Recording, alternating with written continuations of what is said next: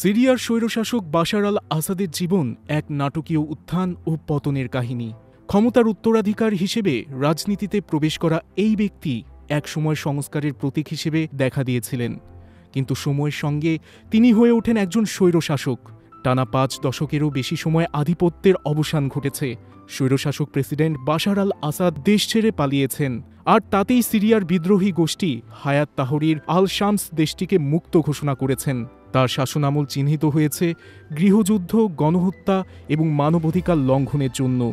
অবশেষে বিদ্রোহীদের চাপে এবং আন্তর্জাতিক মিত্রদের দুর্বলতায় তাকে দেশ ছেড়ে পালাতে বাধ্য হতে হয়েছে। ২০০০ সালে জুন মাসে দেশটির সামরিক নেতা হাফেজ আল আসাদের মৃত্যুর পর তার পুত্র বাশার আল আসাদ ক্ষমতা গ্রহণ করেন। এর আগে ১৯৭১ সালে দেশটির সামরিক নেতা হাফেজ আল আসাদ ক্ষমতায় আসেন এবং এরপর প্রায় ৩ দশক দেশ পরিচালনা করেন। বাশার আল আসাদ ২০০০ সালে বাথ পার্টির নেতা ও সামরিক বাহিনীর প্রধানের দায়িত্ব নেন। তবে তার শাসনের ১ দশক পর ২০১১ সালে সিরিয়ার জনগণ গণতন্ত্রের দাবিতে আন্দোলনে নামলে তিনি কঠোর দমননীতি গ্রহণ করেন। আন্দোলন বাড়তে থাকলে আসাদ তার বিরোধীদের সন্ত্রাসী বলে অভিহিত করেন এবং দমননীতি জোরদার করেন। এর ফলে দেশটি গৃহযুদ্ধে জড়িয়ে পড়ে। এই যুদ্ধে লাখ লাখ মানুষ নিহত হন। আসাদের বিরুদ্ধে বেসামরিক জনগণের উপর রাসায়নিক অস্ত্র ব্যবহারের অভিযোগ ওঠে।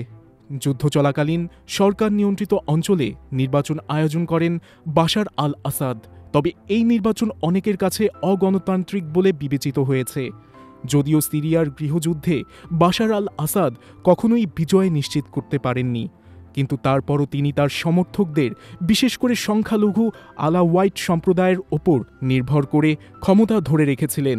অবশেষে রোববার বিদ্রোহীদের সশস্ত্র অভিযানের মুখে দামেস্ক ছেড়ে পালিয়ে যান দীর্ঘ বাশার আল আসাদ। অবসান হয় আসাদ পরিবারের সুদীর্ঘ ৫৩ বছরের শাসনের।